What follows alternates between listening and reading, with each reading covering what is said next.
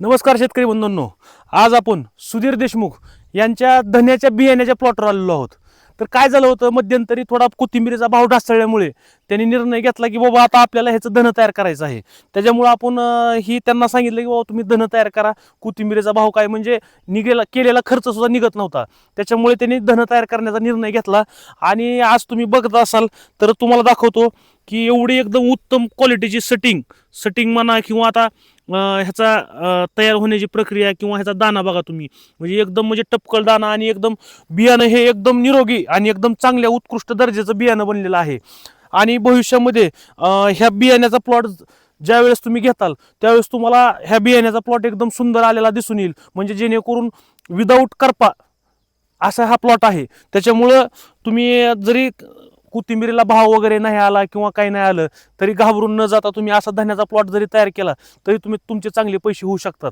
आणि ह्या आता जी पूर्ण बियाणे प्लॉट असेल ह्याला पूर्णतः मार्गदर्शन आपलं लोंढे कृषी सेवा केंद्र, कसबे तडोळा, तालुका जिल्हा धाराशिव, लातूर रोडवर आपलं दुकान आहे. तरी आपल्या दुकानामार्फत ह्याचं सर्व मार्गदर्शन झालेलं आहे. आणि आता ही धना ज्यावेळेस काढणी होईल त्यावेळेस तुम्हाला मी हे 1 एकरचा प्लॉट आहे तर तुम्ही बघू शकता की हा पूर्णतः 1 एकरचा प्लॉट आहे. हा 1 एकरचा पूर्ण प्लॉट, ह्याच्यामध्ये उत्पन्न किती निघतंय आणि हा धना काय भाव जातो हे तुम्हाला मी नंतरच्या व्हिडिओमध्ये दाखवल. धन्यवाद.